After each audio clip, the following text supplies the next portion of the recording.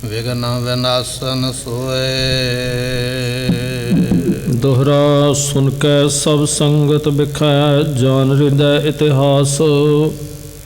तेग बहादुर श्री गुरु कहयो, सबन सिख पास। वाहिगुरु जी का खालसा, वाहिगुरु जी की फतेह।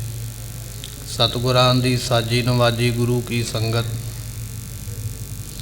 आप संगतां ने गुरु दरबार अंदर बैठ के सतगुरां दी इलाही गुरबाणी दे कीर्तन आप संगतां ने सरवण कीते।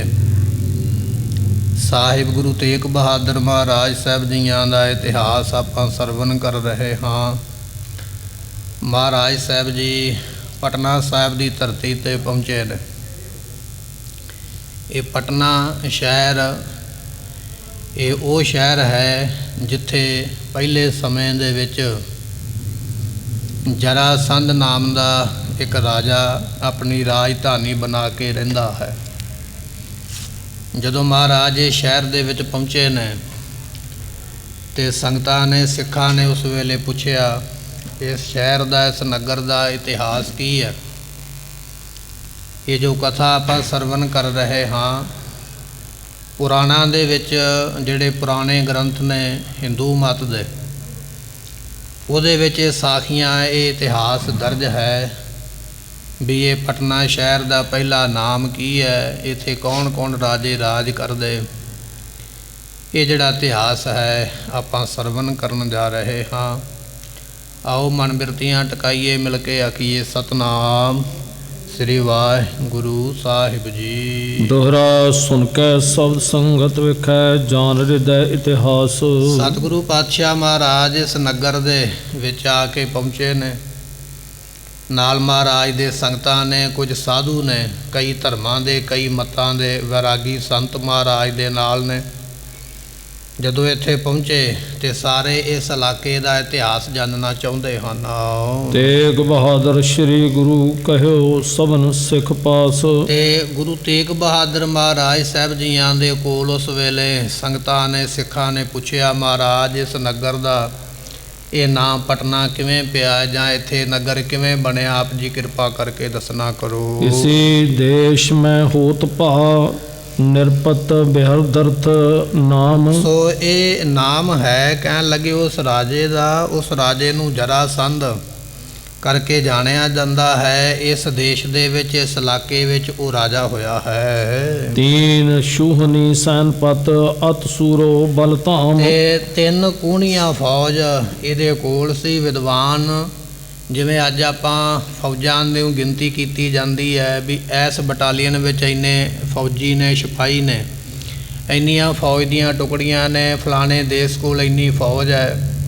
उन्हां समयां दे विच फौज की गिनती इस तरह है कि एक कूहनी फौज जिहड़ी है वो विद्वान इस तरह उहदी गिनती करते हैं भी खूह जिहदा पानी चलदा होवे, जिस खूह तो पानी पीता जाता है उस खूह के नेड़े दी जदों फौज लंघदी है तो फौज के घोड़ियां दीयां टापां दे नाल जिहड़ी मिट्टी उड़दी है, घट्टा उड़दा, पैरां दे नाल घट्टा उड़दा, वो मिट्टी दे नाल खूह भर जावे, इन्नी फौज लंघ जावे तो एक कूहनी फौज का जिहड़ा अंदाज़ा उस वेले गिनती भी इन्नी एक कूहनी फौज हुंदी है। बेशुमार बेअंत आपां कह सकते हैं। पर ये जिहड़ा जरासंध राजा इहदे कोल तीन कूहनियां फौज है, एडी वड्डी फौज का है मालक। ये राजा नाम जरासंध है। चौपाई इंद्र समान महाबल सूरा। ये इंद्र तो भी ज़्यादा बल वाला सी। कारण ये सी भी इस दे मौत का किसी नूं नहीं सी पता भी इन्हें मरना किवें है। सो इस दी मौत का राज नहीं कोई जानता तो इसनूं कोई हरा नहीं सकता है। इस करके ये बड़ा वड्डा उस समय दे विच सूरमा कहन लगे भी जिहड़ा स्वर्गां दा राजा इंद्र है ना ये उहदे नालों भी ज़्यादा बलशाली है। सकल भांत ऐश्वर्य पूरा। ते सारियां तरीकियां दियां इहदे कोल सारे पदार्थ सन, भावें घोड़े ते चढ़ना, हाथी ते चढ़ना, रथ ते चढ़ना, सारे साधन मौजूद ने। रसोई विच किहड़ा भोजन छकना मौजूद है, किहड़ी फौज चाहिदी है, कोई इहो जी घाट नहीं भी जिहड़ी ये चाहे भी मैनूं आ मिले पर मिले ना।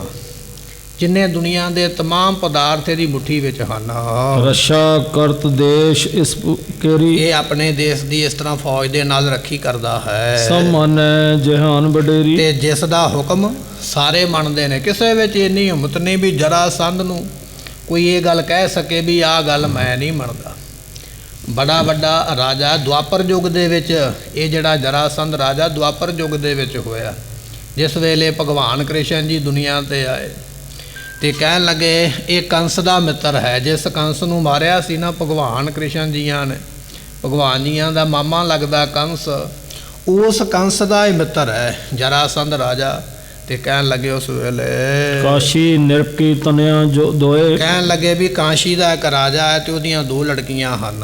ਤਿਨ ਕੋ ਵਿਆਹ ਆਨ ਘਰ ਸੋਏ, ਤੇ ਕਹਿਣ ਲੱਗੇ ਵੀ ਵਿਆਹ ਕਰਕੇ ਉਹ ਆਪਣੇ ਘਰ ਲਿਆਂਦੀਆਂ ਇਸਨੇ। ਉਸ ਰਾਜੇ ਦੀਆਂ ਦੋਨੇ ਲੜਕੀਆਂ ਨਾਲ ਇਸਨੇ ਵਿਆਹ ਕਰਵਾਇਆ ਹੈ। ਚਿਰੰਕਾਲ ਤਿਸ ਕੋ ਬਿਤ ਗਇਓ, ਕਹਿਣ ਲੱਗੇ ਵੀ ਲੰਮਾ ਸਮਾਂ ਇਸ ਤਰ੍ਹਾਂ ਬਤੀਤ ਹੋ ਗਿਆ। ਪੁੱਤਰ ਨਹੀਂ ਘਰ ਨਿਰਪਕੇ ਭਇਓ, ਇਹ ਰਾਜੇ ਦੇ ਘਰੇ ਪੁੱਤਰ ਨਹੀਂ ਹੋਇਆ। ਹੁਣ ਜਰਾਸੰਧ ਦਾ ਜਨਮ ਕਿਵੇਂ ਹੋਇਆ ਦੱਸਣ ਲੱਗੇ। ਕਹਿਣ ਲੱਗੇ ਵੀ ਰਾਣੀਆਂ ਤੇ 2 ਵਿਆਹ ਲਿਆਂਦੀਆਂ, ਪਰ ਦੋਨਾਂ ਵਿੱਚੋਂ ਔਲਾਦ ਪ੍ਰਾਪਤ ਨਹੀਂ ਹੋਈ ਹੈ। ਜਗ ਅਨੇਕ ਸੁਦਰਸ਼ਨ ਤੇ ਕੀਨੇ, ਹੁਣ ਰਾਜੇ ਨੇ ਜੱਗ ਕੀਤੇ। ਜਿਵੇਂ ਅੱਜ ਆਪਾਂ ਨੂੰ ਪਤਾ ਲੱਗਦਾ, ਆਪਾਂ ਪਾਠ ਪੂਜਾ ਕਰਦੇ ਹਾਂ, ਉਸ ਵੇਲੇ ਜੱਗ ਦੀ ਬੜੀ ਵੱਡੀ ਮਹਾਨਤਾ ਸੀ। ਦੁਆਪਰ ਯੁੱਗ ਦੇ ਵਿੱਚ ਜੱਗ ਸਭ ਤੋਂ ਉੱਤੋਂ ਮੰਨਿਆ ਜਾਂਦਾ। ਰਾਜੇ ਨੇ ਬੜੇ ਜੱਗ ਕੀਤੇ, ਜੱਗ ਕਰ ਕਰਕੇ ਬੜੇ ਮੰਤਰ ਪੜ੍ਹੇ ਹਨ। ਅਪਰ ਉਪਾਏ ਭੂਪ ਕਰ ਲੀਨੇ, ਰਾਜੇ ਨੇ ਹੋਰ ਵੀ ਕਈ ਯਤਨ ਕੀਤੇ। ਜਿਵੇਂ ਕਿਸੇ ਨੇ ਦੱਸਿਆ, ਹੁਣ ਜਦੋਂ ਬੰਦਾ ਬਿਮਾਰ ਹੈ ਨਾ, ਬੰਦਾ ਦੁਖੀ ਹੈ, ਲੋੜਵੰਦ ਹੈ, ਉਹਨੂੰ ਕੋਈ ਆਖੇਗਾ ਵੀ ਤੂੰ ਸਵਾਹ ਦੀ ਪੂੜੀ ਖਾ ਲਾ ਤੈਨੂੰ ਆਰਾਮ ਆਵੇਗਾ, ਉਹ ਖਾਵੇਗਾ, ਕਿਉਂਕਿ ਉਹ ਦੁਖੀ ਹੈ।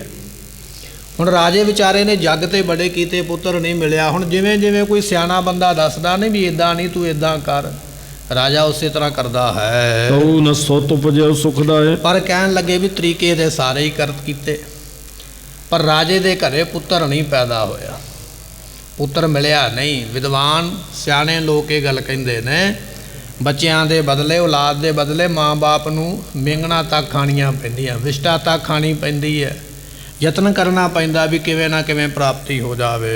ਚਿੰਤਾ ਤੁਰ ਹੋਵਤ ਪਛਤਾਏ, ਰਾਜਾ ਬੜਾ ਚਿੰਤਾ ਦੇ ਸਹਿਤ ਹੈ, ਬੜੀ ਚਿੰਤਾ, ਦਿਨੇ ਰਾਤ ਫਿਕਰਾਂ ਵਿੱਚ ਲੱਗਾ ਰਹਿੰਦਾ ਹੈ। ਚੰਦਰਿਕ ਨਾਮ ਰਿਖੀਸ਼ੁਰ ਏਕ, ਕਹਿਣ ਲੱਗੇ ਵੀ ਉਸ ਵੇਲੇ ਚੰਦਰਿਕ ਨਾਮ ਦਾ ਇੱਕ ਰਿਖੀ ਹੋਇਆ। ਜਿਸ ਸਮੇਂ ਦੀ ਆਪਾਂ ਕਥਾ ਸਰਵਣ ਕਰਦੇ ਪਏ ਹਾਂ, ਉਸ ਵੇਲੇ ਕਹਿਣ ਲੱਗੇ ਚੰਦਰਕ ਨਾਮ ਦਾ ਇੱਕ ਰਿਖੀ ਹੋਇਆ ਹੈ। ਤਿਸਕੇ ਗੁਣ ਸੁਨ ਸ਼ਰੂਨ ਅਨੇਕ, ਉਹਦੇ ਵਿੱਚ ਬੜੇ ਗੁਣ ਸਨ। ਹੁਣ ਰਾਜੇ ਨੇ ਸੁਣਿਆ ਵੀ ਮੇਰੇ ਰਾਜ ਦੇ ਵਿੱਚ, ਮੇਰੇ ਇਲਾਕੇ ਦੇ ਵਿੱਚ ਇੱਕ ਚੰਦਰਕ ਨਾਮ ਦਾ ਰਿਖੀ ਰਹਿੰਦਾ, ਉਹਦੇ ਵਿੱਚ ਬੜੇ ਗੁਣ ਨੇ, ਬੜਾ ਜਪੀ ਹੈ, ਤਪੀ ਹੈ, ਬੜੀ ਜਪ ਸਾਧਨਾ ਕਰਨ ਵਾਲਾ।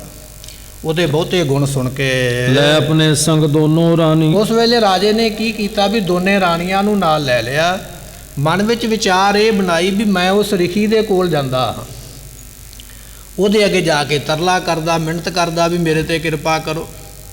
ਇਸ ਰਾਜੇ ਨੇ ਆਪਣੀਆਂ ਦੋਨੇ ਰਾਣੀਆਂ ਨਾਲ ਲੈ ਕੇ ਨਿਰਪਤ ਜਾਏ ਤੈ ਸੇਵਾ ਠਾਨੀ, ਕਹਿਣ ਲੱਗੇ ਵੀ ਰਾਜੇ ਦੀ ਸੇਵਾ। ਜਰਾਸੰਧ ਦੇ ਬਾਪ ਜਿਹੜਾ ਨਾ ਪਿਤਾ, ਉਹਦੀ ਕਥਾ ਚੱਲਦੀ ਪਈ ਹੈ ਵੀ ਜਰਾਸੰਧ ਦਾ ਜਨਮ ਕਿਵੇਂ ਹੋਇਆ। ਕਹਿਣ ਲੱਗੇ ਵੀ ਇਸ ਰਾਜੇ ਨੇ, ਜਿਹਦਾ ਨਾਮ ਹੈ ਬ੍ਰਹਦਰਥ, ਇਸ ਨੇ ਜਾ ਕੇ ਉਸ ਵੇਲੇ ਬੜੀ ਭਾਰੀ ਉਸ ਰਾਜੇ ਦੀ, ਉਸ ਰਿਖੀ ਦੀ ਰਾਜੇ ਨੇ ਸੇਵਾ ਕੀਤੀ ਹੈ। ਬ੍ਰਿਸ਼ ਅੰਬ ਕੋ ਤਹਿ ਥਲ ਖਰਿਓ, ਕਹਿਣ ਲੱਗੇ ਵੀ ਜਿੱਥੇ ਉਹ ਰਿਖੀ ਬੈਠਾ ਸੀ ਨਾ ਤਪ ਕਰਦਾ, ਉੱਥੇ ਇੱਕ ਅੰਬ ਦਾ ਬੂਟਾ ਸੀ, ਅੰਬ ਦਾ ਰੁੱਖ। ਕਹਿਣ ਲੱਗੇ ਉੱਥੇ ਹੈ ਤਰੇ ਰਿਖੀਸ਼ੁਰ ਨੇ ਤਪ ਕਰਿਓ, ਉਹ ਜਿਹੜਾ ਤਪਸਵੀ ਹੈ, ਜਿਸ ਦਾ ਨਾਮ ਆਪਾਂ ਪੜ੍ਹਿਆ ਚੰਦਰਿਕ ਰਿਖੀ, ਉਸ ਅੰਬ ਦੇ ਬੂਟੇ ਦੇ ਥੱਲੇ ਬੈਠ ਕੇ ਉਹ ਤਪ ਕਰਦਾ ਪਿਆ ਹੈ। ਅਨਕ ਭਾਂਤ ਕੇ ਤਪ ਕੋ ਤਾਵਤ, ਉਹ ਇੱਕ ਤਰ੍ਹਾਂ ਦਾ ਤਪ ਨਹੀਂ, ਕਈ ਤਰ੍ਹਾਂ ਦਾ ਤਪ ਕਰਦਾ ਹੈ। ਕਈ ਤਰ੍ਹਾਂ ਦੇ ਤਪ ਔਰ ਕਈ ਤਰ੍ਹਾਂ ਦੇ ਮੰਤਰ ਜਿਹੜੇ ਨੇ ਇਸ ਚੰਦਰਕ ਨਾਮ ਦੇ ਰਿਖੀ ਨੇ ਉਸ ਵੇਲੇ ਸਾਧੇ ਹਨ। ਹਿਰਦੈ ਸੁਧ ਸ਼੍ਰੀ ਪ੍ਰਭ ਕੋ ਜਪ, ਕਹਿਣ ਲੱਗੇ ਵੀ ਇੰਨਾ ਵੱਡਾ ਇਹ ਤਪਸਵੀ ਹੈ ਵੀ ਇਹਦੇ ਹਿਰਦੇ ਵਿੱਚ ਰੱਬ ਦਾ ਵੀ ਗਿਆਨ ਹੈ, ਕੱਲਾ ਇਹ ਨਹੀਂ ਵੀ ਸੰਸਾਰੀ ਬਿਰਤੀ ਹੈ, ਪਰਮੇਸ਼ਰ ਕਿਵੇਂ ਪ੍ਰਾਪਤ ਹੋਵੇ ਇਸ ਗੱਲ ਦਾ ਵੀ ਗਿਆਨ ਰੱਖਦਾ, ਸੋਝੀ ਰੱਖਦਾ। ਐਡਾ ਵੱਡਾ ਇਹ ਰਿਖੀ ਹੈ। ਬੜੇ ਇਸ ਨੇ ਜਿਹੜੇ ਜਪ ਨੇ, ਬੰਦਗੀ ਆਪਾਂ ਕਹਿ ਸਕਦੇ ਹਾਂ, ਬੜੇ ਤਾਪ ਇਸ ਨੇ ਕੀਤੇ ਹਨ। ਕੇਤਕ ਦਿਨ ਜਬ ਸੇਵਾ ਠਾਨੀ, ਕਹਿਣ ਲੱਗੇ ਵੀ ਉਸ ਰਿਖੀ ਦੀ ਰਾਜੇ ਨੇ ਜਾਂਦਿਆਂ ਮੰਗ ਨਹੀਂ ਕੀਤੀ ਵੀ ਮੈਨੂੰ ਆਹ ਕੁਝ ਦੇ ਦਿਓ। ਅੱਜ ਆਪਾਂ ਇਸੇ ਤਰ੍ਹਾਂ ਹੀ ਕਰਦੇ ਨਾ, ਕਿਸੇ ਸਾਧੂ ਸੰਤ ਦੇ ਕੋਲ ਚਲੇ ਜਾਈਏ ਜਾਂ ਕੋਈ ਸਾਧੂ ਸੰਤ ਸਾਡੇ ਘਰੇ ਆ ਜਾਵੇ ਤੇ ਅਸੀਂ ਆਉਂਦਿਆਂ ਹੀ ਪਾਣੀ ਦਾ ਗਲਾਸ ਮਗਰੋਂ ਪੁੱਛੀਦਾ, ਪਹਿਲਾਂ ਆਖੀਦਾ ਵੀ ਮੈਨੂੰ ਆਹ ਚਾਹੀਦਾ, ਮੈਨੂੰ ਵਰ ਦਿਓ ਵੀ ਮੈਨੂੰ ਮਿਲੇ, ਮੇਰਾ ਮੁੰਡਾ ਬਾਹਰ ਚਲੇ ਜਾਵੇ ਜੀ, ਆਹ ਮੈਨੂੰ ਵਰ ਦੇ ਦਿਓ। ਜਾਂ ਇਹਨੂੰ ਆਸ਼ੀਰਵਾਦ ਦੇ ਦਿਓ, ਇਹਦੇ ਸਿਰ 'ਤੇ ਹੱਥ ਰੱਖੋ ਵੀ ਇਹ ਬਾਹਰ ਚਲੇ ਜਾਵੇ, ਜਾਂ ਮੈਨੂੰ ਆਹ ਵਸਤੂ ਚਾਹੀਦੀ ਹੈ। ਸਾਧੂ ਸਾਡੇ ਘਰ ਵਿੱਚ ਪੈਰ ਮਗਰੋਂ ਪਾਉਂਦਾ ਹੈ, ਮੰਗ ਅਸੀਂ ਪਹਿਲਾਂ ਰੱਖਦੇ ਹਾਂ। ਅਜੇ ਆਇਆ ਸਾਡੇ ਘਰ ਹੈ, ਜੇ ਅਸੀਂ ਸਾਧੂ ਦੇ ਡੇਰੇ ਚਲੇ ਗਏ, ਕਿਸੇ ਬੰਦਗੀ ਕਰਨ ਵਾਲੇ ਮਹਾਤਮਾ ਗੁਰਮੁਖ ਦੇ ਕੋਲ ਚਲੇ ਗਏ, ਤੇ ਉੱਥੇ ਜਾ ਕੇ ਵੀ ਅਸੀਂ ਆਪਣਾ ਪ੍ਰਯੋਜਨ ਅੱਗੇ ਰੱਖਣਾ ਵੀ ਮੈਂ ਇਸ ਮਤਲਬ ਵਾਸਤੇ ਆਇਆ, ਮੈਂ ਇੰਨੀ ਦੂਰੋਂ ਚੱਲ ਕੇ ਆਇਆ, ਤੇ ਮੈਨੂੰ ਆਹ ਦੇ ਦਿਓ ਜੀ, ਮੈਨੂੰ ਚਾਹੀਦਾ। ਤੇ ਸਾਧੂ ਨੇ ਜਾਣ ਲੈਣਾ ਉਸ ਵੇਲੇ ਸਾਡਾ ਸਵਾਲ ਸੁਣ ਕੇ ਵੀ ਇਹ ਕੇਵਲ ਮਤਲਬ ਨੂੰ ਆਇਆ, ਪ੍ਰਯੋਜਨ ਨੂੰ ਆਇਆ। ਪਰ ਇਹ ਰਾਜਾ ਗਿਆ, ਲੈਣ ਗਿਆ ਦਾਤ ਔਲਾਦ ਦੀ। ਇਹਨੇ ਜਾਂਦਿਆਂ ਨਹੀਂ ਮੰਗਿਆ ਵੀ ਮੇਰੇ ਘਰ ਔਲਾਦ ਨਹੀਂ ਹੈਗੀ, ਮੈਨੂੰ ਔਲਾਦ ਦਿਓ ਜੀ, ਮੈਂ ਤੁਹਾਡੇ ਕੋਲ ਆਇਆ। ਰਾਜਾ ਜਾ ਕੇ ਆਪਣੀਆਂ ਰਾਣੀਆਂ ਦੇ ਸਮੇਤ ਉਸ ਰਿਸ਼ੀ ਦੀ ਸੇਵਾ ਵਿੱਚ ਲੱਗ ਗਿਆ। ਦਿਨੇ ਰਾਤ ਸੇਵਾ ਕਰਦਾ, ਉਹਦੇ ਕੱਪੜੇ ਧੋਂਦਾ, ਉਹਨੂੰ ਪੱਖਾ ਕਰਦਾ, ਉਹਨੂੰ ਪ੍ਰਸ਼ਾਦਾ ਬਣਾ ਕੇ ਛਕਾਉਂਦਾ, ਉਹਦੇ ਆਸ਼ਰਮ ਦੇ ਵਿੱਚ ਝਾੜੂ ਫੇਰਦਾ। ਜਦੋਂ ਕਈ ਦਿਨ ਇਸ ਰਾਜੇ ਨੇ ਰਾਣੀਆਂ ਦੇ ਸਮੇਤ ਉਸ ਰਿਸ਼ੀ ਦੇ ਆਸ਼ਰਮ ਦੇ ਵਿੱਚ ਸੇਵਾ ਕੀਤੀ, ਕਹਿਣ ਲੱਗੇ ਇਹਦੀ ਸੇਵਾ ਤੋਂ ਖੁਸ਼ ਹੋ ਗਿਆ ਉਹ ਰਿਸ਼ੀ ਚੰਦਰਿਕ ਜਿਹੜਾ ਸੀ, ਬੜਾ ਪ੍ਰਸੰਨ ਹੋਇਆ ਹੈ। ਕਿਰਪਾ ਦ੍ਰਿਸ਼ਟ ਦੇਖੀ ਮਨ ਗਿਆਨੀ। ਉਸ ਵੇਲੇ ਉਹ ਜਿਹੜਾ ਗਿਆਨੀ ਸੀ ਨਾ ਮੁਨੀ, ਉਹਨੇ ਅੰਤਰ ਦ੍ਰਿਸ਼ਟੀ ਦੇ ਨਾਲ, ਆਪਣੀ ਦਿਵ ਦ੍ਰਿਸ਼ਟੀ ਦੇ ਨਾਲ, ਅੰਦਰਲੇ ਗਿਆਨ ਦੇ ਨਾਲ ਵੇਖਿਆ ਵੀ ਇਹ ਬੰਦੇ ਨੇ ਸੇਵਾ ਕਿਉਂ ਨਹੀਂ ਕੀਤੀ ਹੈ, ਇਹ ਕੀ ਚਾਹੁੰਦਾ ਹੈ, ਕਿਹੜੀ ਚੀਜ਼ ਆ ਜਿਹੜੀ ਇਹਨੂੰ ਮਿਲੀ ਨਹੀਂ ਹੈ। ਆਪਣੀ ਅੰਦਰ ਦੀ ਬਿਰਤੀ ਦੇ ਨਾਲ, ਆਪਣੀ ਗਿਆਨ ਦੀ ਦ੍ਰਿਸ਼ਟੀ ਦੇ ਨਾਲ ਉਸ ਵੇਲੇ ਵੇਖਿਆ ਹੈ। ਅੰਬ ਕੇ ਫਲ ਕੋ ਦੀਨ। ਕਹਿਣ ਲੱਗੇ ਵੀ ਉਹ ਜਾਣ ਗਿਆ ਵੀ ਇਹ ਮੇਰੀ ਸੇਵਾ ਤਾਂ ਕਰਦਾ ਪਿਆ, ਇਹਦੇ ਘਰ ਵਿੱਚ ਔਲਾਦ ਨਹੀਂ ਹੈ, ਰਾਣੀਆਂ ਤੇ ਦੋ ਨੇ, ਪਰ ਦੋਨਾਂ ਰਾਣੀਆਂ ਦੇ ਕੋਲੋਂ ਇਹਨੂੰ ਪੁੱਤਰ ਨਹੀਂ ਮਿਲਿਆ, ਔਲਾਦ ਨਹੀਂ ਮਿਲੀ, ਇਹ ਔਲਾਦ ਲੈਣ ਵਾਸਤੇ ਆਇਆ। ਤੇ ਉਸ ਵੇਲੇ ਉਹ ਜਿਹੜਾ ਰਿਸ਼ੀ ਸੀ ਨਾ, ਉਹ ਇਹਦੇ 'ਤੇ ਕਿਰਪਾ ਕਰਨ ਵਾਸਤੇ ਜਿਹੜੇ ਰੁੱਖ ਦੇ ਥੱਲੇ ਬੈਠਾ ਸੀ, ਰੁੱਖ ਹੈ ਅੰਬ ਦਾ, ਤੇ ਕਹਿਣ ਲੱਗੇ ਫਿਰ ਉਸ ਵੇਲੇ ਪੁੱਤਰ ਬਲੀ ਹੋਏ ਸੂਰ ਅਧੀਨ। ਤੇ ਉਸ ਵੇਲੇ ਉਸ ਰਿਸ਼ੀ ਨੇ ਅੰਬ ਦਾ ਫਲ ਦਿੱਤਾ, ਅੰਬ ਦਾ ਫਲ ਦੇ ਕੇ ਤੇ ਨਾਲ ਹੀ ਵਰ ਦਿੱਤਾ। ਕਹਿਣ ਲੱਗੇ ਰਾਜਨ, ਤੇਰੇ ਘਰੇ ਪੁੱਤਰ ਹੋਵੇਗਾ, ਪਰ ਹੋਵੇਗਾ ਮਹਾ ਬਲਸ਼ਾਲੀ, ਬੜੇ ਬਲ ਵਾਲਾ ਹੋਵੇਗਾ, ਉਹਦਾ ਇੰਨਾ ਜ਼ੋਰ ਹੋਵੇਗਾ ਉਹਦੇ ਅੱਗੇ ਕੋਈ ਟਿਕੇਗਾ ਨਹੀਂ। ਕਈ ਵਰ ਦਿੱਤੇ ਰਿਸ਼ੀ ਨੇ, ਪੁੱਤਰ ਵੀ ਮਿਲੇਗਾ, ਉਹ ਮਿਲੇਗਾ ਵੀ ਬੜੇ ਬੜੇ ਜ਼ੋਰ ਵਾਲਾ, ਬੜਾ ਵੱਡਾ ਰਾਜਾ ਹੋਵੇਗਾ, ਇਹ ਵਰ ਦਿੱਤਾ ਹੈ। ਲੈ ਹਰਖਿਓ ਰਾਜਾ ਬੁੱਧਵਾਨ। ਹੁਣ ਰਾਜੇ ਨੇ ਕੀ ਕੀਤਾ ਵੀ ਫਲ ਅੰਬ ਦਾ ਇੱਕ ਮਿਲਿਆ। ਰਾਜਾ ਬੜਾ ਖੁਸ਼ ਹੋਇਆ ਵੀ ਮੈਂ ਇੰਨੀ ਸੇਵਾ ਕੀਤੀ, ਇੰਨੇ ਜਪ ਕੀਤੇ, ਤਪ ਕੀਤੇ, ਪੁੱਤਰ ਨਹੀਂ ਸੀ ਹੋਇਆ, ਪਰ ਅੱਜ ਮੈਨੂੰ ਰਿਸ਼ੀ ਨੇ ਇਹ ਬਚਨ ਦੇ ਦਿੱਤਾ ਵੀ ਮੇਰੇ ਘਰੇ ਪੁੱਤਰ ਬੜੇ ਬਲ ਵਾਲਾ ਹੋਣਾ ਹੈ। ਤੇ ਰਾਜਾ ਉਹ ਅੰਬ ਦਾ ਫਲ ਲੈ ਕੇ ਰਿਸ਼ੀ ਦੇ ਕੋਲੋਂ, ਸਾਧੂ ਦੇ ਕੋਲੋਂ ਬੜਾ ਖੁਸ਼ ਹੋਇਆ। ਘਰ ਨਿਜ ਗਮਨਿਓ ਬੰਧਨ ਠਾਨ। ਮੱਥਾ ਟੇਕਿਆ, ਸਾਧੂ ਦਾ ਸ਼ੁਕਰ ਮਨਾਇਆ, ਆਪਣੇ ਘਰੇ ਚਲਾ ਗਿਆ ਵੀ ਚਲੋ ਜੋ ਮੈਂ ਲੈਣ ਆਇਆ ਸੀ ਪੁੱਤਰ ਦੀ ਦਾਤ, ਉਹ ਮੈਨੂੰ ਮਿਲ ਗਈ ਹੈ, ਆਪਣੇ ਘਰੇ ਚਲਾ ਗਿਆ ਹੈ। ਦੋਏ ਦਾਰਾ ਪਿਆਰੀ ਸਮਝਨ। ਹੁਣ ਮਨ ਵਿੱਚ ਸੋਚਣ ਲੱਗ ਪਿਆ ਵੀ ਅੰਬ ਦਾ ਫਲ ਤੇ ਇੱਕੋ ਹੀ ਮਿਲਿਆ, ਤੇ ਸਾਧੂ ਦਾ ਬਚਨ ਵੀ ਇਹ ਸੀ ਵੀ ਤੇਰੇ ਘਰੇ ਪੁੱਤਰ ਹੋਵੇਗਾ, ਹੋਵੇਗਾ ਬਲ ਵਾਲਾ। ਅੰਬ ਦਾ ਫਲ ਰਾਜੇ ਦੇ ਕੋਲ ਹੈ, ਹੁਣ ਰਾਣੀਆਂ ਦੋ ਨੇ, ਤੇ ਦੋਨਾਂ ਨੂੰ ਬਰਾਬਰ ਹੀ ਉਹ ਪਿਆਰ ਕਰਦਾ, ਦੋਨੇ ਰਾਣੀਆਂ ਬਰਾਬਰ ਹੀ ਰਾਜੇ ਦੀ ਸੇਵਾ ਕਰਦੀਆਂ। ਹੁਣ ਰਾਜਾ ਸੋਚਦਾ ਵੀ ਕਿਹੜੀ ਰਾਣੀ ਨੂੰ ਮੈਂ ਉਹ ਜਿਹੜਾ ਵਰ ਮਿਲਿਆ, ਅੰਬ ਮਿਲਿਆ, ਮੈਂ ਦੇਵਾਂ, ਕਿਹਦੇ ਕੋਲੋਂ ਮੈਨੂੰ ਪੁੱਤਰ ਮਿਲੇਗਾ। ਜੇ ਮੈਂ ਇੱਕ ਨੂੰ ਉਹ ਫਲ ਦੇ ਦਿੰਦਾ ਹਾਂ ਤੇ ਦੂਜੀ ਨੇ ਨਾਰਾਜ਼ ਹੋ ਜਾਣਾ ਵੀ ਸੇਵਾ ਤੇ ਮੈਂ ਵੀ ਉਨੀ ਕੀਤੀ ਹੈ। ਇਸ ਤਰ੍ਹਾਂ ਰਾਜਾ ਕਹਿਣ ਲੱਗੇ, ਉਹ ਅੰਬ ਦਾ ਫਲ ਲੈ ਕੇ ਆਪਣੇ ਘਰ ਵਿੱਚ ਬੈਠਾ ਸੋਚਣ ਲੱਗ ਪਿਆ ਹੈ। ਕਿਸ ਕੋ ਦਿਓ ਚਿਤਵਨੋ ਠਨ। ਮਨ ਵਿੱਚ ਸੋਚਦਾ ਹੁਣ ਕੀ ਕਰਾਂ, ਇੱਕ ਨੂੰ ਅੰਬ ਦਾ ਫਲ ਦਿੰਦਾ, ਇੱਕ ਦੇ ਕੋਲੋਂ ਪੁੱਤਰ ਪ੍ਰਾਪਤ ਹੁੰਦਾ, ਦੂਜੀ ਇਸਤਰੀ ਨੇ, ਦੂਜੀ ਰਾਣੀ ਨੇ ਨਾਰਾਜ਼ ਹੋ ਜਾਣਾ। ਹੁਣ ਸੇਵਾ ਦੋਨਾਂ ਨੇ ਮਿਲ ਕੇ ਕੀਤੀ ਹੈ, ਪਰ ਪੁੱਤਰ ਇੱਕ ਕੋਲੋਂ ਪ੍ਰਾਪਤ ਹੋਣਾ ਮਨ ਵਿੱਚ ਸੋਚਦਾ ਪਿਆ ਹੈ। ਇੱਕ ਦੁੱਖ ਪਾਵਹਿ ਇੱਕ ਹਰਖਾਈ। ਰਾਜਾ ਚੰਗਾ ਕਹਿਣ ਲੱਗਾ ਵੀ ਇੱਕ ਰਾਣੀ ਜਿਹਨੂੰ ਪੁੱਤਰ ਮਿਲ ਗਿਆ ਉਹਨੇ ਖੁਸ਼ ਹੋ ਜਾਣਾ, ਜਿਹਨੂੰ ਨਹੀਂ ਮਿਲਿਆ ਉਹਨੇ ਦੁਖੀ ਰਹਿਣਾ, ਤੇ ਜਿਹੜੀ ਦੁਖੀ ਰਹੇਗੀ ਉਹਨੂੰ ਦੁਨੀਆ ਨੇ ਵੀ ਮਿਹਣੇ ਮਾਰਨੇ ਨੇ, ਕਈ ਤਰ੍ਹਾਂ ਦੇ ਉਹਨੂੰ ਬੋਲ ਕਬੋਲ ਵੀ ਸਹਿਣੇ ਪੈਣੇ ਵੀ ਇਹਨੂੰ ਪੁੱਤਰ ਪ੍ਰਾਪਤ ਨਹੀਂ ਹੋਇਆ, ਇਸ ਨੇ ਹੋਰ ਦੁਖੀ ਹੋ ਜਾਣਾ ਹੈ। ਇਹ ਬਿਦਨੈ ਮੇਰੇ ਮਨ ਆਏ। ਪਰ ਇਹ ਮੈਨੂੰ ਚੰਗਾ ਨਹੀਂ ਲੱਗਦਾ। ਰਾਜਾ ਕਹਿੰਦਾ ਵੀ ਇਹ ਗੱਲ ਮੈਨੂੰ ਨਹੀਂ ਚੰਗੀ ਲੱਗਦੀ ਵੀ ਇੱਕ ਦੇ ਕੋਲੋਂ ਪੁੱਤਰ ਮਿਲੇ ਰਾਣੀ ਦੇ ਕੋਲੋਂ ਤੇ ਦੂਜੀ ਖਾਲੀ ਰਹਿ ਜਾਵੇ, ਇਹ ਮੈਨੂੰ ਗੱਲ ਠੀਕ ਨਹੀਂ ਲੱਗਦੀ ਹੈ। ਕੌਣ ਸਰੂਪ ਮੈਂ ਦੋ ਸਮਾਨ। ਤੇ ਮੈਨੂੰ ਤੇ ਦੋਨੇ ਹੀ ਬਰਾਬਰ ਨੇ ਨਾ, ਮੈਂ ਵਿਆਹ ਕੇ ਲਿਆਂਦੀਆਂ ਦੋਨੇ ਰਾਣੀਆਂ ਨੂੰ ਵਿਆਹ ਕੇ ਲਿਆਇਆ, ਮੈਨੂੰ ਤੇ ਦੋਨੇ ਹੀ ਬਰਾਬਰ ਨੇ। ਔਰ ਫਿਰ ਦੋਵੇਂ ਰਾਣੀਆਂ ਗੁਣਾਂ ਵਾਲੀਆਂ ਨੇ। ਇਹ ਨਹੀਂ ਵੀ ਇੱਕ ਦੇ ਵਿੱਚ ਬੜੇ ਔਗਣ ਨੇ, ਜਾਂ ਉਹ ਆਖੇ ਨਹੀਂ ਲੱਗਦੀ ਹੈ, ਕਹਿਣੇ 'ਚ ਨਹੀਂ ਚੱਲਦੀ ਹੈ, ਜਾਂ ਉਹ ਗੁੱਸੇ ਦੇ ਸੁਭਾਅ ਵਾਲੀ ਹੈ, ਲੜਾਈ ਕਰਦੀ ਹੈ। ਨਹੀਂ, ਦੋਨੇ ਰਾਣੀਆਂ ਜਿਹੜੀਆਂ ਬੜੀਆਂ ਗੁਣਵਾਨ ਤੇ ਬੜੀਆਂ ਸਿਆਣੀਆਂ ਹਨ। ਮੋਹ ਮੈਂ ਪੀਤ ਕਰੈ ਸਮਝਾਨ, ਤੇ ਦੋਨੇ ਮੈਨੂੰ ਬਰਾਬਰ ਹੀ ਪਿਆਰ ਕਰਦੀਆਂ ਨੇ, ਮੇਰੀ ਸੇਵਾ ਕਰਦੀਆਂ ਨੇ। ਮੇਰੇ ਵਿੱਚ ਇਹਨਾਂ ਦੋਨਾਂ ਨੇ ਕਦੇ ਫਰਕ ਨਹੀਂ ਰੱਖਿਆ। ਇਹ ਦੋਵੇਂ ਜਾਣੀਆਂ ਬੜੀ ਭਾਵਨਾ ਨਾਲ ਮੇਰੀ ਸੇਵਾ ਕਰਦੀਆਂ ਹਨ। ਬਹੁਤ ਕਾਲ ਚਿਤਵਿਓ ਮਨ ਮਾਹੇ, ਬੜਾ ਚਿਰ ਰਾਜਾ ਸੋਚਦਾ ਰਿਹਾ ਵੀ ਮੈਂ ਕਰਾਂ ਕੀ। ਜਦੋਂ ਕੋਈ ਨਵੀਂ ਵਿਧ ਬੰਨੀ ਹੁੰਦੀ ਹੈ ਨਾ, ਕੋਈ ਨਵਾਂ ਪਰਮੇਸ਼ਰ ਨੇ ਕਾਰਜ ਕਰਨਾ ਹੁੰਦਾ, ਤੇ ਉਸ ਵੇਲੇ ਮਨੁੱਖ ਫਿਰ ਸੋਚਣ ਵਾਸਤੇ ਬੈਠ ਜਾਂਦਾ। ਰਾਜਾ ਬੜਾ ਚਿਰ ਸੋਚਦਾ ਰਿਹਾ ਵੀ ਮੈਂ ਕੀ ਕਰਾਂ। ਜਾਂ ਤੇ ਰਿਖੀ ਫਲ ਦੋ ਦਿੰਦਾ ਤੇ ਕਹਿੰਦਾ ਵੀ ਇੱਕ ਇੱਕ ਰਾਣੀ ਨੂੰ ਫਲ ਦੇ ਦੇ ਤੇ ਇੱਕ ਇੱਕ ਪੁੱਤਰ ਦੋਨਾਂ ਕੋਲੋਂ ਹੀ ਹੋ ਜਾਏਗਾ। ਹੁਣ ਫਲ ਮਿਲਿਆ ਇੱਕ, ਪੁੱਤਰ ਵੀ ਮਿਲਣਾ ਇੱਕ, ਪਰ ਰਾਜੇ ਦੀਆਂ ਰਾਣੀਆਂ ਦੋ ਨੇ। ਹੁਣ ਸੋਚਦਾ ਦੇਵਾਂ ਕਿਹਨੂੰ, ਕਿਹਦੇ ਕੋਲੋਂ ਮੈਨੂੰ ਮਿਲੇ ਪੁੱਤਰ। ਜਿਹਦੇ ਕੋਲੋਂ ਮਿਲੇਗਾ ਉਹ ਖੁਸ਼ ਹੋ ਜਾਏਗੀ, ਜਿਹਦੇ ਕੋਲੋਂ ਨਾ ਮਿਲਿਆ ਉਹ ਦੁਖੀ ਰਹੇਗੀ, ਸਾਰੀ ਉਮਰ ਪਛਤਾਵਾ ਹੀ ਰਹੇਗਾ। ਕਹਿਣ ਲੱਗੇ ਰਾਜਾ ਇਸ ਤਰ੍ਹਾਂ ਸੋਚ ਕੇ, ਇੱਕ ਕੋ ਦੇਨ ਰੁਚੈ ਚਿਤ ਨਾਹੀ। ਰਾਜੇ ਦਾ ਮਨ ਨਹੀਂ ਕਰਦਾ, ਅੰਦਰੋਂ ਨਹੀਂ ਰਾਜਾ ਚਾਹੁੰਦਾ ਵੀ ਮੈਂ ਇੱਕ ਨੂੰ ਦਿਆਂ। ਕਿਉਂ ਦਿਆਂ ਇੱਕ ਨੂੰ? ਕਿਉਂਕਿ ਸੇਵਾ ਅਸੀਂ ਤਿੰਨਾਂ ਨੇ ਕੀਤੀ ਹੈ। ਉਸ ਚੰਦਰਿਕ ਨਾਮ ਦੇ ਰਿਖੀ ਦੀ ਸੇਵਾ ਜਿੱਥੇ ਰਾਜੇ ਨੇ ਕੀਤੀ ਹੈ, ਰਾਜੇ ਦੇ ਨਾਲ ਉਹਨਾਂ ਦੋਨਾਂ ਰਾਣੀਆਂ ਨੇ ਵੀ ਸੇਵਾ ਕੀਤੀ ਹੈ ਵੀ ਸਾਡੇ ਘਰ ਵਿੱਚ ਔਲਾਦ ਪ੍ਰਾਪਤ ਹੋਵੇ। ਤੇ ਰਾਜੇ ਦਾ ਮਨ ਵੀ ਨਹੀਂ ਚਾਹੁੰਦਾ ਕਿ ਮੈਂ ਇੱਕ ਨੂੰ ਫਲ ਦੇ ਕੇ ਤੇ ਇੱਕ ਕੋਲੋਂ ਪੁੱਤਰ ਲਵਾਂ। ਨਹੀਂ, ਇਹ ਤੇ ਫਿਰ ਜਿਹੜਾ ਹੈ ਨਾ ਉਹ ਧੋਖਾ ਹੋ ਜਾਏਗਾ। ਇਹ ਫਿਰ ਉਹ ਗੱਲ ਨਹੀਂ ਰਹਿ ਜਾਏਗੀ। ਇੱਕ ਦੇ ਨਾਲ ਇਨਸਾਫ ਤੇ ਇੱਕ ਦੇ ਨਾਲ ਬੇਇਨਸਾਫੀ ਹੋ ਜਾਏਗੀ। ਇਸ ਤਰ੍ਹਾਂ ਮਨ ਵਿੱਚ ਸੋਚ ਕੇ ਫਲ ਦੁਖੰਡ ਕਰਕੇ ਕਰ ਲਈ। ਹੁਣ ਬੰਦਾ ਬੜਾ ਸਿਆਣਾ, ਕਈ ਵਾਰੀ ਬੰਦਾ ਰੱਬ ਦੇ ਅੱਗੇ ਵੀ ਹੱਥ ਰੱਖ ਲੈਂਦਾ ਵੀ ਰੱਬ ਮੇਰੇ ਅੱਗੇ ਕੀ, ਮੈਂ ਹੀ ਹਾਂ ਜੋ ਕੁਝ ਆ। ਰਾਜੇ ਨੇ ਸੋਚਿਆ ਫਲ ਭਾਵੇਂ ਇੱਕ ਹੈ ਤੇ ਮੇਰੇ ਕੋਲ ਕਾਚੂ ਵੀ ਹੈਗਾ ਨਾ ਵੱਢਣ ਵਾਸਤੇ। ਉਹਨੇ ਛੇਤੀ ਨਾਲ ਅੰਬ ਦੇ ਕੀਤੇ ਦੋ ਹਿੱਸੇ। ਫਲ ਇੱਕ ਮਿਲਿਆ ਪਰ ਕਰਤੇ ਦੋ ਸਕਦਾ ਨਾ, ਦੋਨਾਂ ਨੂੰ ਅੱਧਾ ਅੱਧਾ ਫਲ ਦੇ ਦਿੰਦਾ। ਰਾਣੀਆਂ ਨਾਰਾਜ਼ ਨਹੀਂ ਹੋਣਗੀਆਂ, ਦੋਨੇ ਰਾਣੀਆਂ ਨੇ ਬਰਾਬਰ ਸੇਵਾ ਕੀਤੀ ਹੈ ਤੇ ਫਲ ਵੀ ਬਰਾਬਰ ਵੰਡਿਆ ਜਾਏ। ਕਹਿਣ ਲੱਗੇ ਵੀ ਰਾਜੇ ਨੇ ਆਪਣੀ ਸਿਆਣਪ ਨੂੰ ਮੂਹਰੇ ਰੱਖ ਕੇ ਉਹ ਜਿਹੜਾ ਅੰਬ ਦਾ ਫਲ ਮਿਲਿਆ ਸੀ ਨਾ, ਉਹਦੇ ਦੋ ਹਿੱਸੇ ਕਰ ਦਿੱਤੇ ਹਨ। ਦੋਹ ਨਾਰੀ ਪਿਆਰੀ ਕੋ ਦੀਨ। ਹੁਣ ਰਾਣੀਆਂ ਦੋਨੇ ਹੀ ਰਾਜੇ ਨੂੰ ਪਿਆਰ ਕਰਦੀਆਂ, ਰਾਜਾ ਉਹਨਾਂ ਦੇ ਨਾਲ ਪਿਆਰ ਕਰਦਾ। ਬੜੀਆਂ ਗੁਣ ਵਾਲੀਆਂ ਨੇ, ਬੜੀਆਂ ਚੰਗੀਆਂ ਰਾਣੀਆਂ ਨੇ ਰਾਜੇ ਦੀਆਂ। ਰਾਜੇ ਨੇ ਉਹ ਅੱਧਾ ਅੱਧਾ ਅੰਬ ਦਾ ਫਲ ਦੋਨਾਂ ਰਾਣੀਆਂ ਨੂੰ ਖਾਣ ਵਾਸਤੇ ਦਿੱਤਾ ਹੈ। ਹੋਏ ਪ੍ਰਸੰਨ ਦੋਨੋਂ ਫਲ ਲਏ। ਰਾਣੀਆਂ ਦੋਨੇ ਖੁਸ਼ ਹੋ ਗਈਆਂ, ਉਹਨਾਂ ਨੇ ਫਲ ਲੈ ਕੇ ਖਾਧਾ ਹੈ। ਖਾਏ ਕਿਤਕ ਦਿਨਨ ਗਰਭ ਭਇਓ। ਰਿਖੀ ਦਾ ਬਚਨ ਸੀ ਵੀ ਤੇਰੇ ਘਰ ਵਿੱਚ ਇਹ ਫਲ ਖਾ ਕੇ ਔਲਾਦ ਮਿਲੇਗੀ।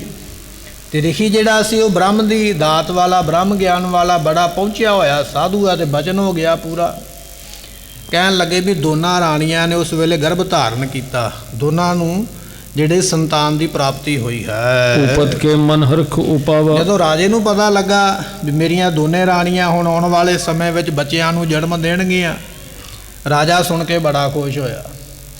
ਪਹਿਲਾਂ ਇੱਕ ਵੀ ਔਲਾਦ ਘਰੇ ਨਹੀਂ ਸੀ, ਹੁਣ ਮੈਨੂੰ ਫਲ ਇੱਕ ਮਿਲਿਆ। ਆਪਣੀ ਸਿਆਣਪ ਵੀ ਉਹਨੇ ਵੇਖੀ ਵੀ ਮੈਂ ਕਿੰਨਾ ਸਿਆਣਾ, ਮੈਨੂੰ ਪੁੱਤਰ ਤੇ ਇੱਕ ਹੀ ਦੇਣਾ ਚਾਹੁੰਦਾ ਸੀ ਰਿਖੀ, ਪਰ ਮੈਂ ਇੱਕ ਦੇ ਦੋ ਕਰ ਲਏ। ਹੁਣ ਦੋਨਾਂ ਰਾਣੀਆਂ ਦੀ ਕੁੱਖ ਭਰ ਗਈ ਹੈ, ਦੋਨੇ ਰਾਣੀਆਂ ਨੇ ਜਨਮ ਦੇਣਾ ਸੰਤਾਨ ਨੂੰ, ਮੈਨੂੰ ਦੋ ਮਿਲ ਜਾਣਗੇ। ਰਾਜਾ ਬੜਾ ਖੁਸ਼ ਹੈ। ਗਰਭਵਤੀ ਦੇਖਤ ਸੁਖ ਪਾਵਾ। ਬੜਾ ਖੁਸ਼ ਹੁੰਦਾ ਹੈ ਆਪਣੀਆਂ ਰਾਣੀਆਂ ਨੂੰ ਵੇਖ ਕੇ ਵੀ ਇਹ ਜਿਹੜੀਆਂ ਹਨ ਸੰਤਾਨ ਦੇ ਸਮੇਤ ਹੋਈਆਂ ਹਨ। ਅਵਦ ਗਰਭ ਜਬ ਪੂਰਨ ਭਈ। ਕਹਿਣ ਲੱਗੇ ਵੀ ਬੱਚੇ ਦਾ ਸੰਸਾਰ ਵਿੱਚ ਆਉਣ ਵਾਸਤੇ ਇੱਕ ਸਮਾਂ ਹੈ। ਪਰਮਾਤਮਾ ਨੇ ਨਿਯਤ ਕੀਤਾ ਵੀ ਇੰਨੇ ਸਮੇਂ ਬਾਅਦ ਜਿਹੜੀ ਸੰਤਾਨ ਪੈਦਾ ਹੁੰਦੀ ਹੈ। ਸੋ ਗੁਰੂ ਗ੍ਰੰਥ ਸਾਹਿਬ ਦੇ ਵਿੱਚ ਵੀ ਮਹਾਰਾਜ ਨੇ ਜ਼ਿਕਰ ਕੀਤਾ ਹੈ ਕਿ ਜਿਹੜੀ ਸੰਤਾਨ ਹੈ ਉਹ ਕਿੰਨੇ ਸਮੇਂ ਵਿੱਚ ਸੰਸਾਰ ਵਿੱਚ ਬਣ ਕੇ ਆਉਂਦੀ ਹੈ। ਕਹਿਣ ਲੱਗੇ ਜਦੋਂ ਸਮਾਂ ਪੂਰਾ ਹੋਇਆ ਨਾ ਬੱਚਿਆਂ ਦੇ ਜਨਮ ਲੈਣ ਵਾਲਾ, ਉਸ ਵੇਲੇ ਫਿਰ ਜਨਮੈ ਪੁੱਤਰ ਦੋਹਨ ਗਤ ਨਹੀਂ। ਤੇ ਦੋ ਪੁੱਤਰ ਪੈਦਾ ਹੋਏ। ਪਰ ਪੁੱਤਰ ਕਿਸ ਤਰ੍ਹਾਂ ਦੇ ਪੈਦਾ ਹੋਏ ਦੱਸਣ ਲੱਗੇ ਹਨ। ਅਰਧ ਅਰਧ ਜਨਮੈ ਤਨ ਦੋਏ। ਦੋਨਾਂ ਦੇ ਸਰੀਰ ਅੱਧੇ ਅੱਧੇ ਜਨਮੇ, ਕਿਉਂਕਿ ਅੰਬ ਦਾ ਫਲ ਜਿਹੜਾ ਰਿਖੀ ਕੋਲੋਂ ਮਿਲਿਆ ਸੀ ਨਾ, ਮਿਲਿਆ ਤੇ ਫਲ ਇੱਕ, ਜੇ ਇੱਕ ਨੂੰ ਦੇ ਦਿੰਦਾ ਤੇ ਪੂਰੀ ਸੰਤਾਨ ਮਿਲ ਜਾਂਦੀ, ਪੂਰਾ ਪੁੱਤਰ ਮਿਲ ਜਾਂਦਾ।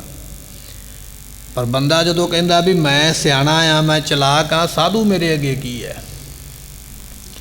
ਮਹਾਰਾਜ ਸਾਹਿਬ ਜੀਆਂ ਦਾ ਬਚਨ ਹੈ, ਨਾ ਹੋਏ ਮਰੇ ਨਾ ਠਾਗੈ ਜਾਹੇ ਜਿਨ ਕੈ ਰਾਮ ਵਸੈ ਮਨ। ਜਿਹਨੇ ਰੱਬ ਅੰਦਰ ਵਸਾਇਆ ਹੋਇਆ ਹੈ ਉਹਦੇ ਨਾਲ ਛਲ ਨਹੀਂ ਕੀਤਾ ਜਾਂਦਾ। ਰਾਜਾ ਚਾਹੁੰਦਾ ਸੀ ਆਪਣੀ ਸਿਆਣਪ ਦੇ ਨਾਲ ਵੀ ਇੱਕ ਫਲ ਦੇ 2 ਹਿੱਸੇ ਕਰਾਂ ਤੇ 2 ਪੁੱਤਰ ਮਿਲ ਜਾਣਗੇ। ਜਿਵੇਂ ਫਲ ਨੂੰ ਅੱਧਾ ਟੁੱਕ ਕੇ ਅੱਧਾ ਕਰਕੇ ਦੋਨਾਂ ਨੂੰ ਅੱਧਾ ਅੱਧਾ ਦਿੱਤਾ, ਬੱਚੇ 2 ਪੈਦਾ ਹੋਏ ਪਰ ਸਰੀਰ 2 ਨਹੀਂ ਮਿਲੇ। ਅੱਧਾ ਸਰੀਰ ਇੱਕ ਰਾਣੀ ਦੇ ਪੇਟ ਵਿੱਚੋਂ ਪੈਦਾ ਹੋਇਆ, ਅੱਧਾ ਸਰੀਰ ਜਿਹੜਾ ਦੂਜੀ ਰਾਣੀ ਦੇ ਪੇਟ ਵਿੱਚੋਂ ਪੈਦਾ ਹੋਇਆ ਹੈ। ਨਿਰਖਤ ਨਾਰ ਬਿਸਮਰਹੀ ਉਹ ਹੋਏ। ਜਿਹੜੀਆਂ ਮਾਵਾਂ ਨੇ ਜਨਮ ਦਿੱਤਾ ਸੀ ਨਾ, ਰਾਣੀਆਂ ਨੇ ਹੈਰਾਨ ਹੋ ਗਈਆਂ ਵੀ ਇਸ ਤਰ੍ਹਾਂ ਦਾ ਤੇ ਕਦੇ ਜਨਮ ਹੋਇਆ ਹੀ ਨਹੀਂ। ਇਹ ਜਰਾਸੰਧ ਦੇ ਜਰਾਸੰਧ ਜਿਹੜਾ ਰਾਜਾ ਹੈ ਨਾ, ਉਹਦੇ ਜਨਮ ਦੀ ਕਥਾ ਹੈ। ਵਾਕਈ ਉਹਦਾ ਜਨਮ ਇਸੇ ਤਰ੍ਹਾਂ ਹੀ ਹੋਇਆ ਸੀ। ਇਹ ਕਥਾ ਕੋਈ ਝੂਠੀ ਨਹੀਂ ਹੈ। ਹਿੰਦੂ ਧਾਰਮਿਕ ਗ੍ਰੰਥ ਦੇ ਵਿੱਚ, ਸ਼ਾਸਤਰਾਂ ਦੇ ਵਿੱਚ ਇਸ ਗੱਲ ਦਾ ਜ਼ਿਕਰ ਹੈ ਵੀ ਜਰਾਸੰਧ ਦਾ ਜਨਮ ਇਸੇ ਤਰ੍ਹਾਂ ਹੀ ਹੋਇਆ। ਤੇ ਜਦੋਂ ਭਗਵਾਨ ਕ੍ਰਿਸ਼ਨ ਨੇ ਮਰਵਾਇਆ ਸੀ ਨਾ ਜਰਾਸੰਧ ਨੂੰ, ਮਰਵਾਇਆ ਵੀ ਇਸੇ ਤਰ੍ਹਾਂ ਹੀ ਸੀ, ਪਾੜ ਕੇ ਉਹਦੇ 2 ਹਿੱਸੇ ਕੀਤੇ ਸਨ। ਉਹ ਸਾਖੀ ਆਪਾਂ ਅੱਗੇ ਸਰਵਣ ਕਰਾਂਗੇ। ਕਹਿਣ ਲੱਗੇ ਵੀ ਰਾਣੀਆਂ ਜਿਨ੍ਹਾਂ ਨੇ ਜਨਮ ਦਿੱਤਾ ਅੱਧੇ ਅੱਧੇ ਬੱਚੇ ਨੂੰ, ਉਹ ਵੀ ਜਿੰਨੇ ਲੋਕ ਸਨ ਬੜੇ ਹੈਰਾਨ ਹੋਏ ਹਨ। ਕੋ ਜਾਣਿਓ ਭਾਉ ਉਤਪਾਤ। ਉਸ ਵੇਲੇ ਜਾਣਿਆ ਵੀ ਇਹ ਤੇ ਬੜਾ ਵੱਡਾ ਮਾੜਾ ਕਰਮ ਹੋ ਗਿਆ, ਇਹ ਤੇ ਪਾਪ ਹੋ ਗਿਆ, ਬੜਾ ਵੱਡਾ ਦੁੱਖ ਸੰਕਟ ਵਾਲਾ ਸਮਾਂ ਬਣ ਗਿਆ ਹੈ। ਅਹੈ ਖੰਡ ਦੇ ਏਕੋ ਗਾਤ। ਤੇ ਸਰੀਰ ਇੱਕੋ ਹੀ ਹੈ, ਜੇ ਜੋੜਾਂਗੇ ਨਾ ਦੋਵਾਂ ਦੇ ਸਰੀਰ ਤੇ ਇੱਕੋ ਬਣ ਜਾਏਗਾ, ਪੂਰੇ ਬੱਚੇ ਦਾ ਆਕਾਰ ਬਣ ਜਾਏਗਾ। ਪਰ ਇਸ ਟਾਈਮ ਤੇ ਸਰੀਰ 2 ਨੇ, ਜਾਨ ਦੋਵਾਂ ਵਿੱਚ ਨਹੀਂ ਹੈ। ਮੁਰਦਾ ਨੇ ਦੋਨੇ ਸਰੀਰ, ਪਰ ਹੈ 2, ਅੱਧਾ ਇੱਕ ਪਾਸੇ ਹੈ ਅੱਧਾ ਦੂਜੇ ਪਾਸੇ ਹੈ। ਕਹਿਣ ਲੱਗੇ ਵੀ ਮਰੇ ਸਰੀਰ 2 ਪੈਦਾ ਹੋਏ ਹਨ। ਅੰਬਰ ਵਿਖੈ ਲਪੇਟਿਓ ਤਾਹੇ। ਉਸ ਵੇਲੇ ਰਾਜੇ ਨੇ ਕੀ ਕੀਤਾ, ਆਪਣੇ ਨੌਕਰਾਂ ਨੂੰ ਕਹਿ ਕੇ ਨਾ 2ਵੇਂ ਟੁਕੜੇ ਮਾਸ ਦੇ ਸਰੀਰ ਦੇ 2 ਹਿੱਸੇ ਕੱਪੜੇ ਵਿੱਚ ਲਪੇਟ ਲਏ ਹਨ। ਗੇਰਹੁ ਵਹਿਰ ਬਿਲੋਕੋ ਨਾਹੀ। ਰਾਜੇ ਨੇ ਹੁਕਮ ਕੀਤਾ ਨੌਕਰਾਂ ਨੂੰ, ਕਹਿਣ ਲੱਗਾ ਇਹ ਦੋਨੇ ਹਿੱਸੇ ਜਿਹੜੇ ਨੇ ਨਾ, ਇਹਨੂੰ ਕੱਪੜੇ ਵਿੱਚ ਲਪੇਟ ਕੇ ਤੇ ਬਾਹਰ ਜੰਗਲ 'ਚ ਸੁੱਟਿਓ ਜਾ ਕੇ। ਵੇਖੋ ਨਾ, ਇਹ ਤੇ ਬੜਾ ਵੱਡਾ ਪਾਪ ਹੋ ਗਿਆ ਹੈ। ਰੱਬ ਨੇ ਕਿਹੋ ਜਿਹਾ ਜਨਮ ਦਿੱਤਾ, ਕਿਹੋ ਜਿਹਾ ਬੱਚਾ ਦਿੱਤਾ। ਬੱਚੇ ਦਾ ਵਰ ਵੀ ਲੈ ਲਿਆ ਪਰ ਮਿਲਿਆ ਵੀ ਅੱਧਾ ਅੱਧਾ ਦੋਵਾਂ ਦੇ ਸਰੀਰਾਂ ਵਿੱਚੋਂ, ਔਰ ਮਿਲਿਆ ਵੀ ਮੁਰਦਾ ਹੀ ਹੈ।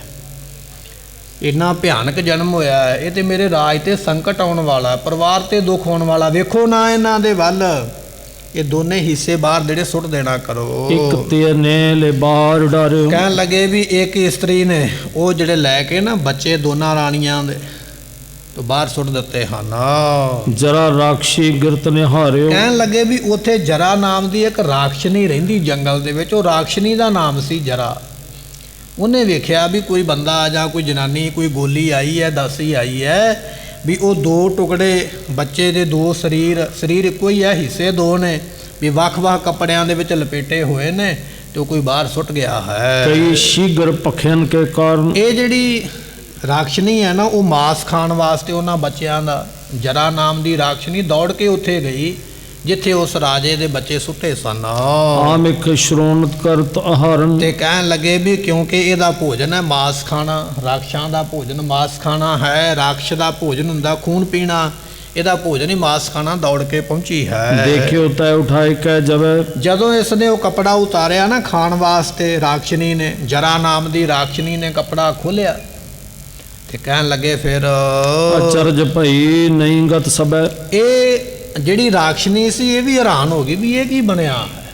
ਮੁਰਦੇ ਤੇ ਬੜੇ ਖਾਦੇ ਨੇ, ਸਰੀਰ ਤੇ ਬੜੇ ਖਾਦੇ, ਪਰ ਇਸ ਤਰ੍ਹਾਂ ਦਾ ਕਦੇ ਨਹੀਂ ਖਾਦਾ ਵੀ ਬੱਚੇ ਦਾ ਸਰੀਰ ਇੱਕ ਹੀ ਹੋਵੇ ਪਰ ਹਿੱਸੇ ਉਹਦੇ 2 ਹੋਏ ਹੋਣ, ਅੱਧਾ ਇੱਕ ਪਾਸੇ ਅੱਧਾ ਇੱਕ ਪਾਸੇ। ਵੇਖ ਕੇ ਉਹ ਜਿਹੜੀ ਰਾਖਸ਼ਨੀ ਬੜੀ ਹੈਰਾਨ ਹੋਈ ਹੈ। ਵੱਡ ਬਲ ਸੋ ਗਹਿ ਭਾਰੀ ਭਾਰ। ਤੇ ਕਹਿਣ ਲੱਗੇ ਵੀ ਜਦੋਂ ਉਹਨੇ ਫੜਿਆ ਨਾ ਆਪਣੇ ਬਲ ਦੇ ਨਾਲ, ਆਪਣੇ ਜ਼ੋਰ ਦੇ ਨਾਲ, ਬੜਾ ਭਾਰੀ ਜ਼ੋਰ ਲਾ ਕੇ, ਜ਼ੋਰਤ ਭਈ ਜਰਾ ਤਿਸ ਬਾਰ। ਤੇ ਉਸ ਵੇਲੇ ਉਹਦੇ ਮਨ ਵਿੱਚ ਇੱਕ ਸੋਚ ਆਈ, ਇੱਕ ਵਿਚਾਰ ਆਈ। ਜਦੋਂ ਦੋਨੇ ਕੱਪੜੇ ਉਤਾਰੇ ਨਾ ਤੇ ਉਤਾਰ ਕੇ ਵੇਖਣ ਲੱਗ ਪਈ ਦੋਨਾਂ ਦੇ ਵੱਲ ਵੀ ਸਰੀਰ ਜੇ ਜੋੜਾਂਗੀ ਤੇ ਇੱਕੋ ਹੀ ਬਣੇਗਾ। ਸਰੀਰ ਇੱਕ ਹੈ ਪਰ ਹਿੱਸੇ 2 ਨੇ। ਬੜੀ ਬਲ ਵਾਲੀ ਹੈ ਰਾਖਸ਼ਨੀ, ਬੜਾ ਬਲ ਹੈ, ਬੜਾ ਜ਼ੋਰ ਹੈ।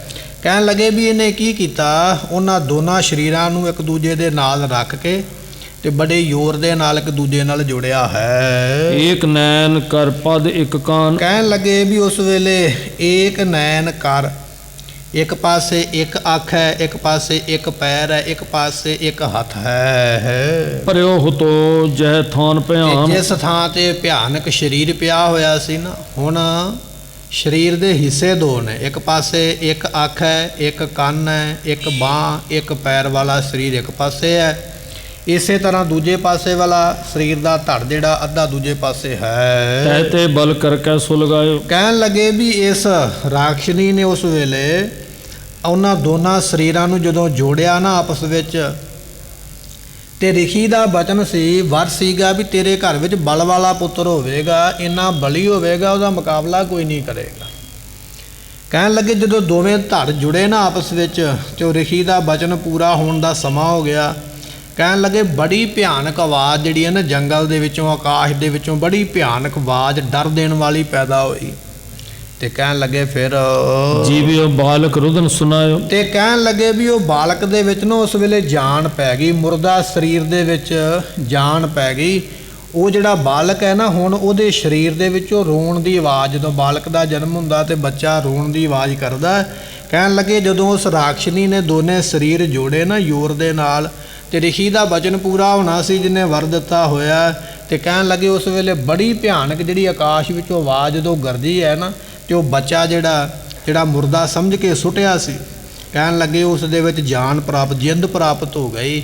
ਤੇ ਉਸ ਵੇਲੇ ਉਹ ਰੋਣ ਲੱਗਾ ਹੈ। ਸ਼ਬਦ ਭਇਓ ਜਿਮ ਘਨ ਗਰਜੰਤਾ। ਕਹਿਣ ਲੱਗੇ ਜਦੋਂ ਬੱਚਾ ਰੋਇਆ ਨਾ, ਉਹਦੇ ਰੋਣ ਦੀ ਆਵਾਜ਼ ਇੰਨੀ ਭਿਆਨਕ ਸੀ ਵੀ ਮੰਨ ਲਓ ਜਿਵੇਂ ਬੱਦਲਾਂ ਵਿੱਚ ਬਿਜਲੀ ਕੜਕਦੀ ਹੈ। ਬੱਦਲ ਗਰਜਦਾ ਨੇ, ਇੱਕ ਵਾਰੀ ਗੜਗੜ ਦੀ ਆਵਾਜ਼ ਆਉਂਦੀ ਹੈ, ਮੰਨ ਲਾ ਧਰਤੀ ਕੰਬਣ ਲੱਗ ਪਈ ਹੈ।